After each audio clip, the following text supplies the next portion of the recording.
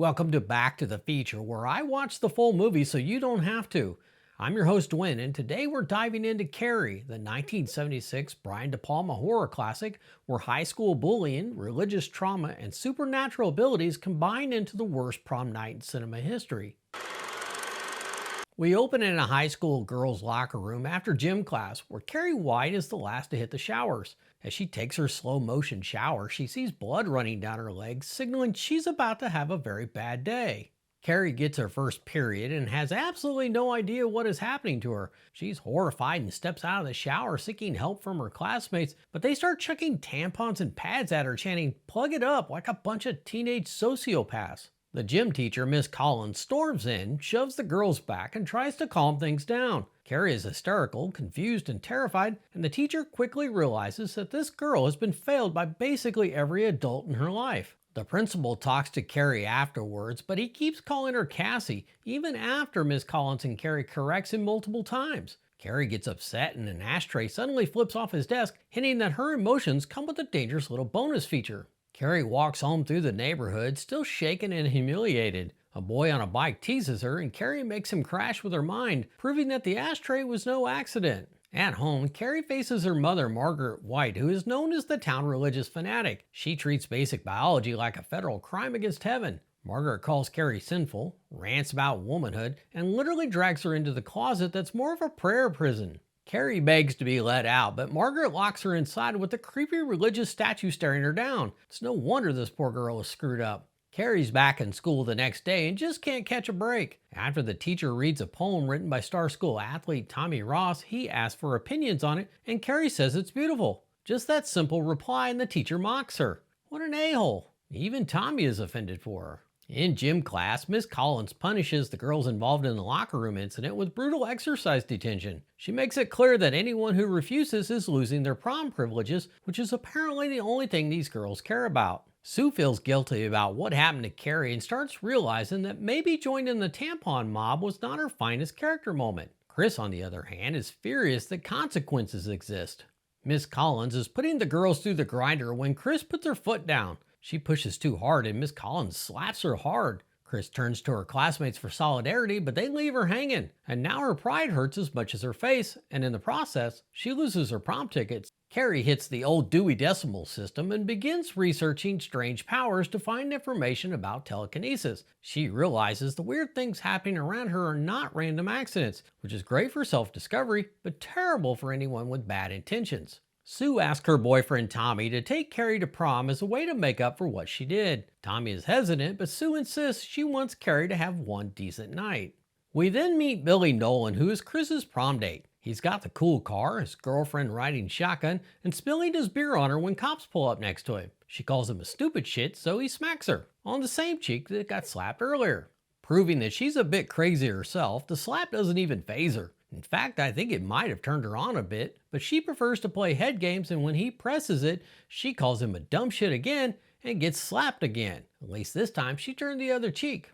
And then the truth comes out. She's just using sex as a weapon to get Billy to do her evil bidding. While she's having a private conversation with his lap, she reveals that she hates Carrie White. Tommy approaches Carrie in the library and asks her to prom, but Carrie immediately thinks he's messing with her. He keeps trying until Carrie runs off, because when your life has been non-stop cruelty, even kindness looks suspicious. Miss Collins talks with Carrie and encourages her to consider Tommy's invitation. Carrie is nervous, but Miss Collins says that this could be a chance for her to step outside the prison everyone else built around her. Afterwards, Miss Collins meets with Sue and Tommy to find out what's going on. Sue admits it was her idea and that she's just trying to do something nice for Carrie. Loaning out your boyfriend for prom is one way to make the guilt go away for your bad behavior. Tommy shows up on Carrie's doorstep and Carrie finally agrees to go to prom with him. Chris and Billy Nolan have a plan to get revenge on Carrie. They sneak onto a farm and slaughter pigs so they can collect their blood. It's a disgusting plan, but they're committed to it with the confidence of two people who could really use some therapy.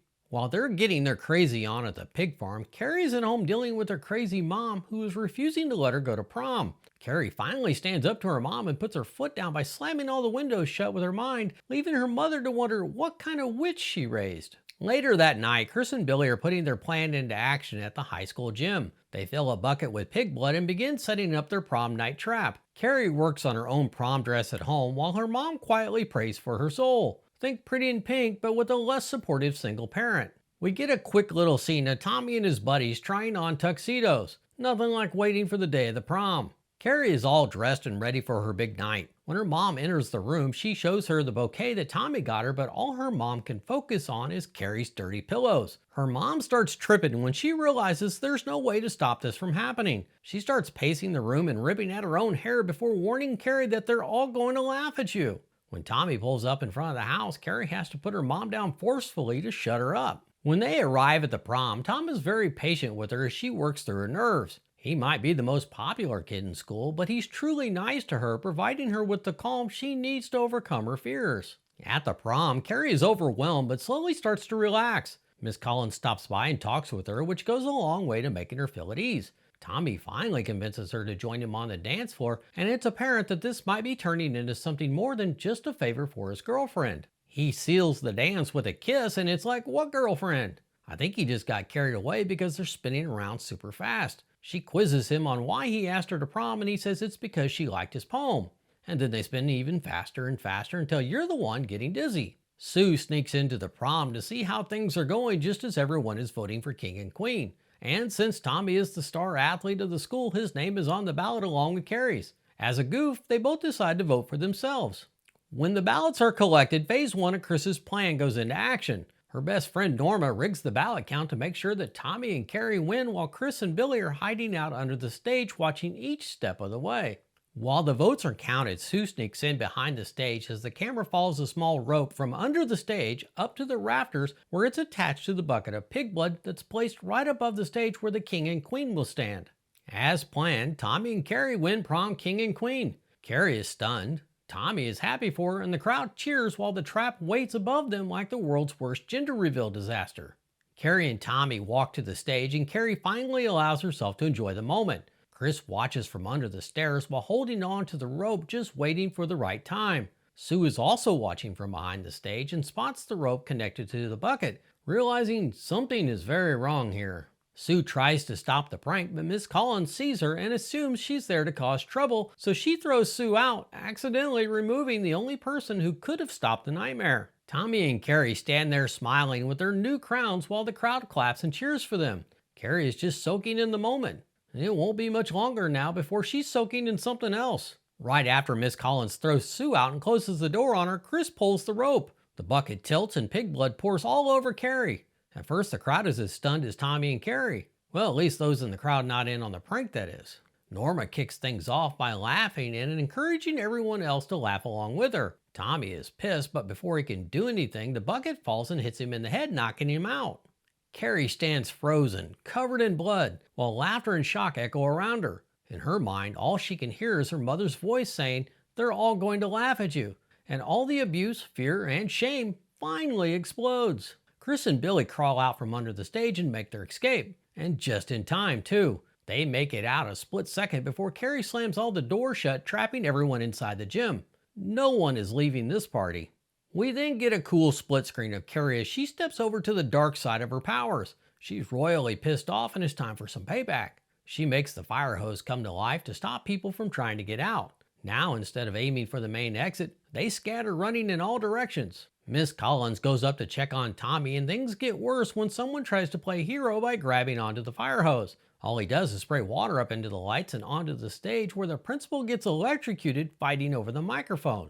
Chris and Billy watch through the window in horror as the graduating class is slowly wiped out. Miss Collins gets thrown aside while trying to carry Tommy to safety and ends up getting crushed against a wall. And she was actually the nicest person Carrie knew. She then electrocutes the teacher who mocked her, causing him to catch fire and sending the stage backdrop up in flames. As the stage burns, Carrie slowly walks down the stairs and across the gym floor. As she walks along, she no longer sees her classmates and teachers, only those who abused her. As the fire spreads to surround the entire gym, Carrie slowly walks out the main doors, closing them behind her, turning the gym into a giant crematorium. As a fire truck races to the school, it blows past Carrie walking home covered in blood, almost in a trance. Chris and Billy try to run her over, but Carrie flips their car and causes it to explode, ending their long string of bad life choices. Carrie returns home and finds that her mom has bought every candle in town and set them up throughout the house, even on a bed. It's more of a fire hazard than the school gym. Carrie goes upstairs to clean up and somehow doesn't notice her creepy-ass mom standing behind the door. She draws a bath and washes the blood off, trying to become herself again. When she's done, her mom pops out from her hiding place to comfort her. Carrie admits that it was a bad night and that people laughed at her, but she conveniently leaves out the part about murdering everyone. Margaret comforts her at first and they both get on their knees to pray. Carrie should have seen this coming. It's a trap. She stabs Carrie in the back with a large kitchen knife, sending her falling down the stairs in pain. Carrie, heartbroken and betrayed, tries to crawl away when her mom comes down the stairs to finish the job, smiling like a crazy person the whole time. For a moment, Carrie forgot that she has the power to defend herself. When her mom raises the knife for the final blow, Carrie raises her eyebrows and an assortment of sharp tools start flying across the kitchen straight at her mother. When the barrage stops, her mom has been pinned in a pose that mirrors the creepy religious statue from the prayer closet. Carrie has to sit there and endure her mom's long and strangely orgasmic death. Crazy all the way to the end. Carrie pulls her mom down from the wall and, overcome with rage and anguish, she loses control of her powers, causing the house to crumble. Carrie drags her mom's body into the prayer closet as the house collapses around her. It catches on fire and Carrie dies with her mother in the wreckage of the one place she was supposed to be safe. Later, Sue visits the burned remains of Carrie's house with flowers. Vandalized sign reads, "Carrie White burns in hell." Sue reaches toward the ground to lay some flowers, and Carrie's bloody hand suddenly shoots up from the rubble and grabs her. Sue wakes screaming in bed, revealing the scene as a nightmare, but the trauma is very real. And that's the movie Carrie, a tragic supernatural horror story written by horror master Stephen King. This is one of my favorite horror films. Sissy Spacek was perfect as Carrie, and the visuals of her covered in blood stick with you. And Piper Laurie was scary as hell as the crazy mom. If you enjoyed this breakdown, hit like, drop your favorite scene in the comments, and subscribe for more retro cinema every week. Thanks for taking time out of your day to watch, and I'll see you on the next Back to the Future.